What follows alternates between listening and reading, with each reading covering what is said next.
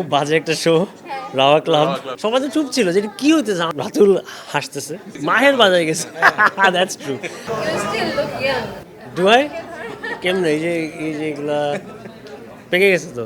বল কেমন, আমি বলছি কেমন লাগতেছে। হ্যাঁ হ্যাঁ, খুবই খুবই ভালো লাগতেছে। আমরা খুব লাকি ভাবে যে আমরা যে গানগুলো করি, যে গানগুলো যেভাবে আমরা অ্যাপ্রোচ করি, মানে কম্পোজ করি, ওটা কোনোভাবে সামহাও মানে সবাই মজা পায় অথবা কানেক্ট করে ইমোশনালি, অর হ্যাঁ they can relate to it. So it's we are very lucky like that. Core I believe যে আমাদের মানে আমরা ধরে রাখতে চাই একটা, যে নেমেসিস একটা signature style or sound or what ever. But of course Ifaz, Rafsan এখন প্রায় তোর তো 10 বছর হয়ে গেছে আমাদের ব্যান্ডে। সো অ্যান্ড তোর ইফাজের তোর 5 বছর, দেখতে দেখতে সময় চলে যায়। সো মানে এখন এই this is we are very happy. আমরা এখন যেই জায়গায় আছি, হ্যাঁ লাইন আপে আছি, ও লাইন আপ বলবো না, মানে যেভাবে আমরা যাচ্ছি, হ্যাঁ লাইন আপ এক্স্যাক্টলি। সো ওটা নিয়ে আমরা অনেক খুশি। গানে যদি লিরিক্স দিয়ে আমরা মানে আমাদের ফিলিংস, আমাদের হয় না যে মানে ইমোশনস না শেয়ার করতে পারি অথবা এক্সপ্রেস করতে পারি, তাহলে তো ব্যাপারটা হলো না আমার কাছে লাগে।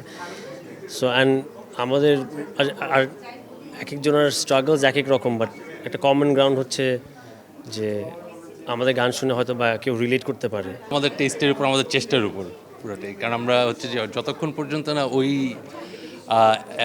কী বলে ওই সাউন্ডটা পাচ্ছি, আমরা ততক্ষণ পর্যন্ত জিনিসটাকে পুশ করতে থাকি। ওই হ্যাঁ। পার্টিকুলার Moment-এ, মোমেন্টে হ্যাঁ। আমরা যেটা পেলে স্যাটিসফাইড হব, Exactly, আমরা উই চেজ দ্যাট।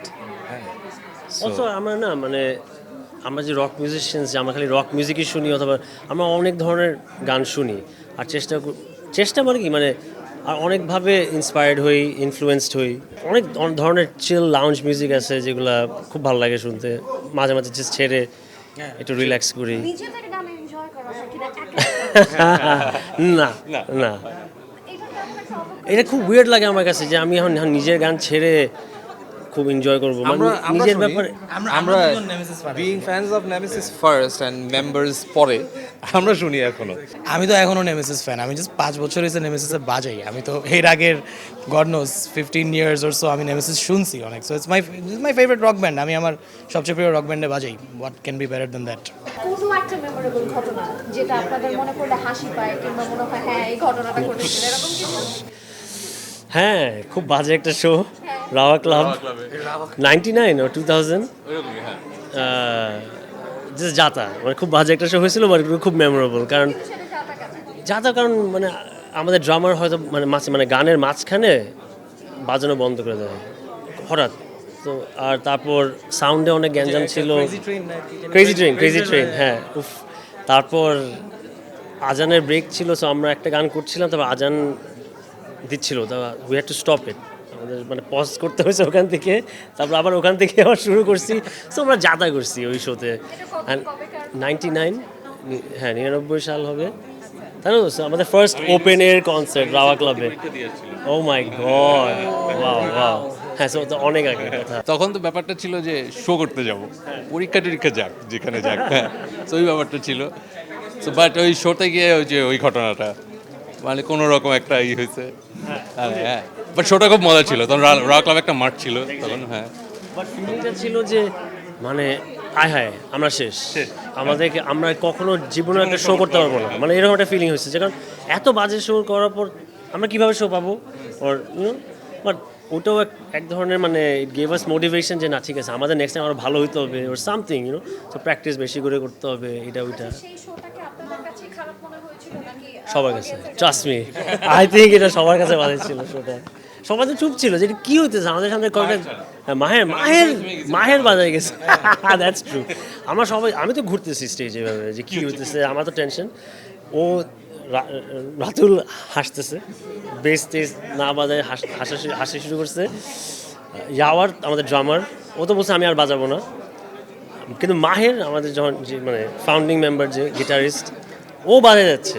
ও খুব ওর পরীক্ষা দিচ্ছে খুব ভালো করে। আমরা সব ফেল করছি, আমরা ফেল করে বাইরে হয়ে গেছি। চিন্তা করছি যে আমাদের জীবন আর শো হবে না, বাট লাকিলি এই 25-26 বছর পর আমরা এখানে আসি এখন। ছোটবেলা থেকে ওনাদের গান শুনে অ্যান্ড ওনাদেরকে দেখে বড় হওয়া, অ্যান্ড দেন মানে ফাস্ট ফরওয়ার্ড টু 2016 যে আমাকে বলা হয়েছে যে would you be interested to play with us, হ্যাঁ, and I was like what, মানে is that even a question, হ্যাঁ, it's a dream for me, হ্যাঁ, so yes and yes, so মানে 10 বছর ধরে আমার এক্সপিরিয়েন্স ইজ ইনক্রেডিবল। আমি মানে the best experience that I could ever ask for আর কি, যে এর থেকে বেটার এক্সপিরিয়েন্স প্রবলি মানে হইতো ও না না আর কি। মানে আমরা ওকে অনেক প্যারা দিই ওর অনেক স্টুডিওতে প্যারা কাজ দেই, করি। ও আমাদের ওর স্টুডিওতে আমরা গান রেকর্ড করি, তো ও অনেক প্যারা দেই and ও অনেক প্যারা নেয়, which is a blessing for me, হ্যাঁ, মানে I love it, I love but it, thankfully ও একটা ওরকম মানে সায়েন্টিস্টের মতো, তো ও ঘাটাতে পছন্দ করে রেকর্ডিং, yeah, প্রোডাকশন, absolutely. সবকিছু।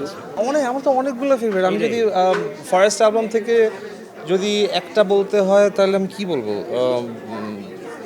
গো টু দ্য হ্যাঁ হ্যাঁ, গানগুলো দেখ। আমার ফার্স্ট অ্যালবাম থেকে একটা ইংলিশ গান ছিল নিউ ডে, ওইটা আমার খুবই ফেভারিট। তারপরে সেকেন্ড অ্যালবাম তৃতীয় যাত্রা, ওখান থেকে নির্বাসন, বীর, এগুলো আমার খুবই ফেভারিট গান, অবসবাস অনেক ফেভারিট।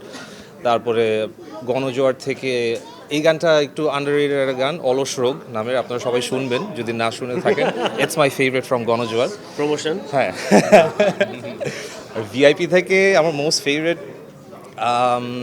কি বলা যায়, ঘোর। ঘোর ঘোর নাইস। আচ্ছা হ্যাঁ, তোকে জিজ্ঞেস করতে ভালো হয়েছে, পুরো কভার করে দিচ্ছিস, আমাদের গানগুলো এরকমই এই জায়গায় আছে, সো অল গুড। বিষয়টা কেমন ভাল লাগছে যে আমি একজনকে প্রশ্ন করছি, সবাই উত্তর দিয়ে দিচ্ছে ঘুরে ফিরে, একজনকে আর দিতে হচ্ছে না অ্যান্সারটা। জেনেটিক্স আই গেস, আমি জানি না, কোনো ম্যাজিক নেই, এই মানে যতটুকু পারি একটু মানে ফিট থাকার চেষ্টা করি, হেলথ ওয়াইজ। হ্যাঁ হ্যাঁ ঠিক আছে, আমার মায়ের জিন্স হয়তো বা মানে রাতুল যেটা বলতেছে ওনারটা পেয়েছি, হইতে পারে, কিন্তু হাইটটা পাইছি আবার আব্বার, সো সমস্যা ওখানে নেই, সমস্যা নেই, যেটা পাইছি খুব ভালো পাইছি, আমি খুব খুশি আলহামদুলিল্লাহ। সো না আমার মানে ওরকম কোনো সিক্রেট কিছু নাই। আমি সবসময় বলি যে থ্যাংক ইউ সো মাচ।